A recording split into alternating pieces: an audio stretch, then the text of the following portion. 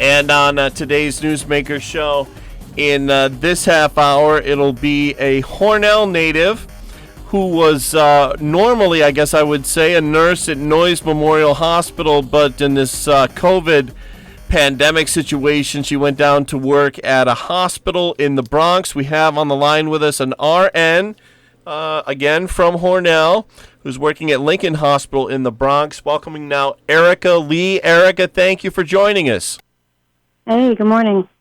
Well, Erica, tell us, how did you get this job down at Lincoln Hospital in the Bronx? Well, when this all started to happen, I'm a per diem supervisor at Noyes, so when it started to happen, these rural hospitals are being really harshly impacted, by having to cancel some of those elective surgeries and stuff, so they had to make the unfortunate decision to furlough and lay off some of their per diem nurses, which they did with a heavy heart. They don't want to do that to their per diem staff, and I was one of them, and I was not upset with them. I can't be upset with them. So when they did that, earlier that month, I had answered a survey that a lot of nurses got in their email from the New York State Health Department saying, are you an RN? Are you willing to go to the city? And I said yes to it, and then they called. I filled out a survey that they did, and then they said they'd call me back in a month, and I was like, that doesn't seem right. So I went and found a staffing agency that needed people that would ask you to deploy in 2 days. So once I got laid off, I called them, and they said, this is the contract. It's 21 days straight, because I'm also in graduate school. So I start my clinical rotations at the end of May. It was a short contract, just high intensity, and I signed up for it. So it's 21 days in a row of 12-hour shifts, and I said yes. And then, you come down here and you get distributed to one of 20 different hospitals, and they do it in waves so that, when one wave is coming off, the other one is trained and ready to come on. So I picked it up with that crucial staffing and came on down. Can you describe for us what it's like to work in a hospital in New York City in April of 2020 with the COVID-19 situation as it is? To describe it accurately is really hard. It might make me cry. It's just not, you don't have the supplies to do what you need to do. It's hard because they can't get it fast enough, really, and it's not, there's a lot of stuff going on social media saying, this is the hospital's fault, it's this fault. I don't know how to put it, what analogy I could possibly give to help people understand. You walk in and your assignment's going to be changed a lot because we're all agency nurses. There's 3 main agencies that are staffing entire hospitals, Imminent, Crucial, and New West. So you have 3 agencies that are pretty much running some of these hospitals at this point because the other nurses have either quit or are sick. I don't know. So, you come in and there might not be enough supplies until they can get it to you. And each hospital is different. Each unit is different. One unit might have an abundance of bath wipes, and you can clean your patients, but they have no IV tubing. And you go to another floor, and they have tons of IV tubing, but I haven't seen a PICC line change, dressing change kit in a week.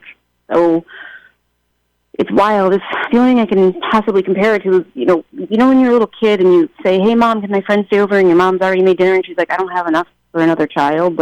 You made me feel awkward now, maybe. But now she has to choose, how do everyone's just going to eat a little less, or I tell this child, no, you can't eat with us tonight.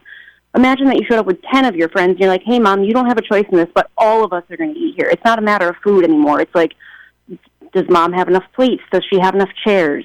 Is someone going to stand and eat? That's not ideal. The food is going to spill all over the floor. Do I have silverware? How does this work? And so you spend all this time running around trying to find the supplies you need to give the care that this human deserves. It's not even about your license at that point. It's this is a human being and this is what they deserve. And you get behind. You're behind before you start. You come in and there's maybe 7 ICU nurses and 5 med-surg nurses, and you're supposed to partner with them because there's not enough people, and all of these people that I've been working with are very sick people. I'm on the ICU. So the med-surg nurses will handle the meds that they pass that aren't like fentanyl drips or propofol drips or Versed. Those are the ones, and the vents. The ICU nurses will manage all the drips and the vents because you have to do like hourly rounding on their vitals or babysit people with high blood pressure. So the ICU nurses do that, and the med-surg nurses will do the other stuff so that you can allow an ICU nurse to cover more than 2 people. So we do team nursing.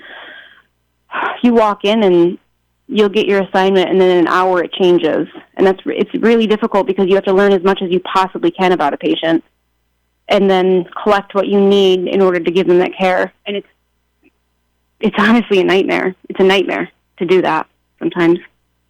Reading from your Facebook page here and talking about your work in New York City, one of the employees was working and got a phone call during the shift that their spouse had died of COVID-19 on a nearby unit.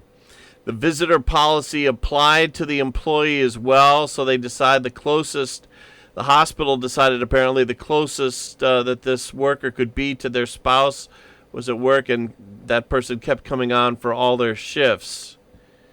On another note, someone told me that today was less awful than the previous 14 days she had worked there on the crisis. This gave me a new perspective on what I'll define as a bad shift ever again when I'm home. Erica, it must be quite exhausting working in an ICU unit filled with, are they all COVID-19 patients or is it a mix? No, the units that I've been on are all COVID patients. There's mixed units where they'll keep persons under investigation, PUIs. They'll have where they try to keep them apart as possible. But I've been on strict COVID units so far. I've been on 5 different units, and it's like stepping into 5 different worlds every time. But I've been on a complete COVID unit every time. And if you could tell us what you're wearing as far as the PPE, the protective wear. Oh, a lot, actually. Do you have to wear a full suit? I'm sorry? Do you have to wear, what are those called, hazmats? The Tyvek.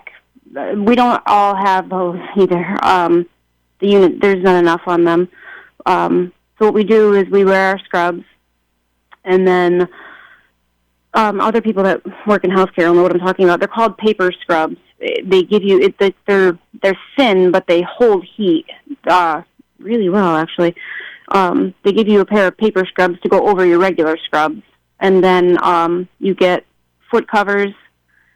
You put on an N95, and then you put a surgical mask over that, and then you also, on top of that, put a long paper gown over you. Mine goes down to my ankles because I'm 5'3". So now I'm wearing 3 layers, and then 3 layers, 2 masks, foot covers, and then I put on a bonnet that someone had sent me. I wash it every single night. It's the only one I have, and in the paper gowns, they're wrapped in this surgical paper, and we conserve every piece of everything because there's going to be a use for it. So I'll take the paper and the surgical tissue that's over my gown, and I put that in, and I make it into like a bandana, like a do-rag over my head to cover up my bonnet, just like anything that can cover as much of you as possible. So it's 2 bonnets, 2 masks, 3 layers on your body, and then a foot cover. And I mean, you sweat so much. I drank 4 Gatorades yesterday. Erica, on the topic of the patients, what are their ages usually? And when this first came out, we were told that, and this came out of pretty much Washington, that the COVID-19 patients who were going to suffer the most were older, and pretty much everybody else was going to walk away from it, especially the younger people.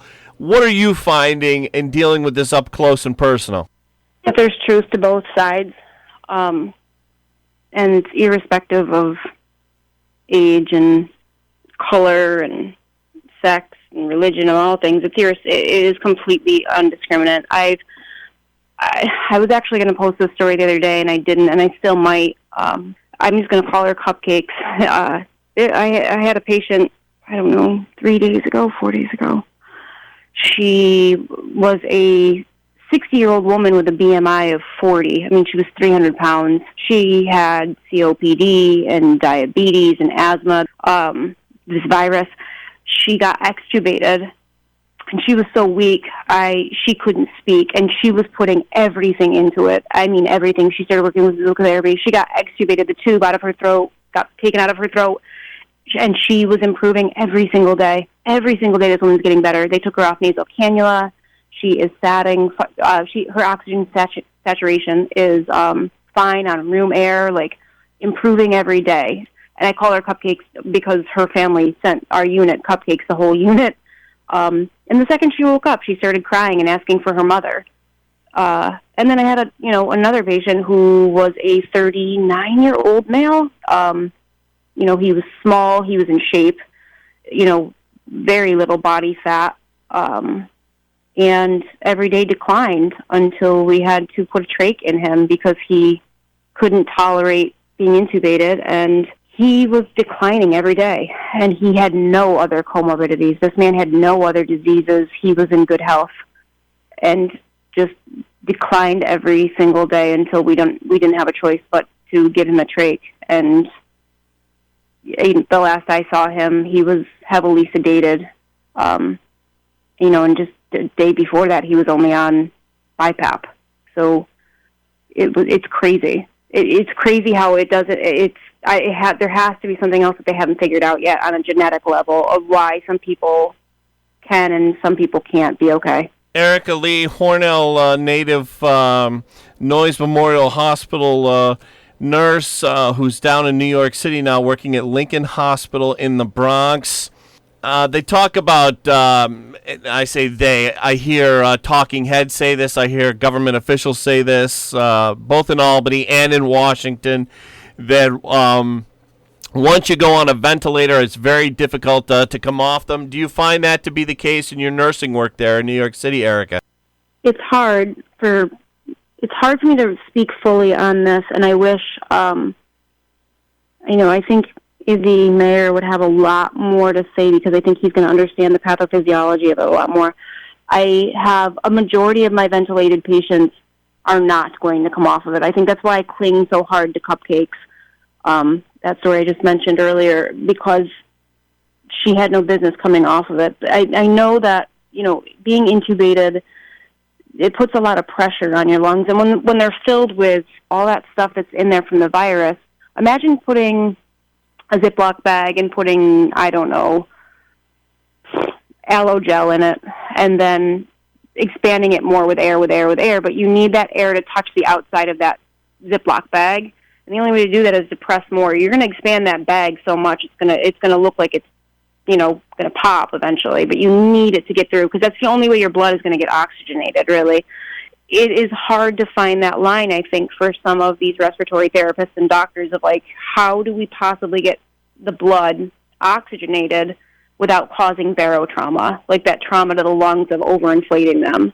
And again, I don't really know as much about it as I think, somebody else with more experience or a different, line of work, like those pulmonologists or, respiratory therapists. But there is a it's a hard decision to make, and you could put these patients on an ECMO, like the extracorporeal mechanical oxygenation, where you take their blood and you put it through a machine that'll oxygenate it.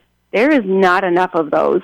There's just not. It is an expensive, difficult process, and that's not going to happen. That's not realistic. You could give them blood transfusions. I had some lady send me a video this morning, last night, I don't know, it's all one thing now at this point, where this woman was talking about how we're not getting blood transfusions and we should be. You know what kind of a blood shortage that would put us in if we gave every COVID patient a blood transfusion? Do you know how risky, how much Y tubing, how many different pumps we would need? That's not a realistic solution to it. It'd be nice, but we cannot do that. So, yeah, I mean, the intubation would be wonderful if it if it was the most effective thing, but less invasive maneuvers aren't always the answer either, because it's not going to create enough pressure to get through the mucus plugs to oxygenate. So there's the comparison of, or not the comparison, the argument of, do we know if it's the virus or is it the intubation? I don't have that answer, and I really think somebody else might have more to say about it. All I know is that the patients that I've seen, most of them don't come off the ventilators, and it's not for lack of trying at all. Respiratory therapists are on the unit at all times, along with the doctors, and if I say, hey, this patient isn't doing well, or their blood pressure is climbing or whatever, they come right away. We're speaking with Erica Leigh, a Hornell native and a Noyes Memorial Hospital nurse over in Dansville, who's currently working in New York City at a hospital in the Bronx. Erica, if I could read another part off your Facebook page, and it says, and I think you're talking about the medical staff here when you say we have no name tags. We try to use tape on our goggles, shields, our body, or whatever, as our for our credentials, listing them so the people know what role each of us are. It's probably not for the patients who might be horrified by this. They probably think they have the most awful disease out there and wonder why they didn't have the same gear that we have. Yeah, it's surreal to go onto a unit. I mean, everyone's wearing these shields. A lot of people have those, the masks that have, like the painters use. I can't think of the name of them right now. People have they bring their own PPE, like helmets or PAPRs or whatever. They'll have full face guard on. I'll wear the goggles and the shield. I wear both because if you're wearing just a shield and somebody hacks up while you're trying to suction their tubing and something sprays out at you, you can't see. So you need to be able to remove one and still keep moving so that this patient doesn't die in front of you. So I wear both. And it's, to the patients that are conscious, that's probably terrifying. It's, there's people in these blue gowns, white gowns. There are some white suits out there, with no name tags. You don't know who's coming into your room. You want to ask for help for something if you're not tubed, but you don't know, are you the person that's helping me? Are you housekeeping? Are you my tech? Are you a doctor? I don't know. And it's more confusing, too, for us, because if I am in an emergency, say I am suctioning somebody and they desat or their machine is saying, plug or tubing not connected. That kept happening to me the other day, and I'm like, everything is connected. I don't know what's happening. The machine is malfunctioning. To run around and look for respiratory therapy when we're all wearing the same blue outfit. We all don't have, name tags. Like, we started writing in huge letters. Like, I'll put Erica, Med Surg RN, and then I'll even write what room numbers I am, because we don't know each other. And every day we're on different units, so you don't get used to these people. You only know someone by their eyes. When they take their PPE off, I don't know these people. Like, you don't even recognize them. You get to recognize them by the PPE they're wearing. Like, I know that the guy I worked with yesterday, Franklin, my ICU nurse, he was wearing a pink respirator. Callie, my other ICU nurse, she had a yellow scrub cap on. That's how I knew to identify these people, not by names. So it's confusing for a lot of reasons, because if something terrible is happening and I need a respiratory therapy or a resident or my ICU nurse, because I'm not going to titrate this patient's Versed myself without, I'm not versed in that, so I'm not going to risk someone's life just because I think, hey, let's wing it. That's really hard, and it wastes time, and we all know it, which is why we started taking permanent markers and writing huge letters like who we are, what room we belong to, because it saves time, and maybe those 3-4 seconds are 3 or 4 seconds that somebody doesn't have to go to without oxygen to their brain if they're, low on something. It's the only way we can do it, and that's probably really scary for the patients to see, and that makes me sad for them. It's Brian O'Neill on Newsmaker with Erica. She's an RN working down in New York City. We're going to take a quick break. We'll be back in just a moment.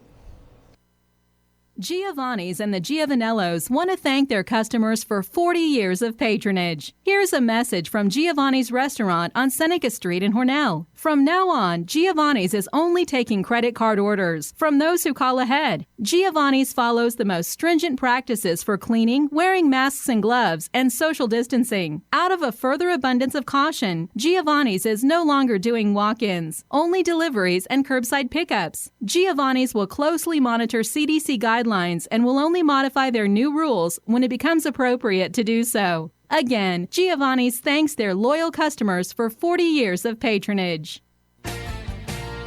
The Ryan Agencies, your local, independent insurance agencies. The Ryan Agency employs 15 of your friends and neighbors. They live, shop, and support our community. When you buy insurance from the Ryan Agency, you support local families. Contact the Ryan Agencies today, your local source for all things insurance. Insurance protection you can rely on. The Ryan Agency. Back with Erica Boscia here on the Newsmaker show. Erica, down to the last couple of minutes, what do you say to the, what would you like to say to the Hornell area people you know, those who work in nursing, anything you'd like to finish up with? Take this seriously. I mean, not to the point of fear. We don't have to live in fear. We just have to act responsibly. I hear a lot of people saying, like, I don't need to wear a mask. That's not, it's my choice to do whatever. This mask isn't only to keep you safe. It's to keep other people safe because a lot of people don't know if they're carrying it. And this does not discriminate against color. It doesn't discriminate against age. You don't know how you're going to interact. Like, you don't know what's going to happen to you. I don't think we need to live in complete fear, but we do need to live with compassion and responsibility. And I know that I hear a lot of people saying, you can't fix stupid, and that goes on both sides of whatever political regime you stand on. You can fix stupid. You absolutely can, with empathy and openness and compassion and the willingness to hear somebody out and say, I understand you, but how can we talk about this so that maybe we'll meet in the middle here? Because I really think if we act responsibly, maybe we can start opening businesses. My father owns a small business. My brothers do. My mother does. There's a lot of small businesses in Hornell that are hurting right now. And if we act responsibly and do this slowly, we can do it right. And the economy in Hornell doesn't have to keep suffering. We just have to be responsible and accept that this might not be forever, but maybe we wear masks and limit how many people can be in stores and we carry more hand sanitizer or whatever. This is real and that people are really suffering in areas that don't have the supplies for it, and that if we continue to socially distance and just wear masks and open slowly, we won't be like this. We won't be overwhelmed. So just be patient and kind to one another, and maybe this will be over soon, hopefully. I imagine being a nurse is quite an experience to start with. It sounds like the average day in being a nurse these days is pretty rough, especially in New York City. I want to thank you so much for joining us, Erica. Thank you.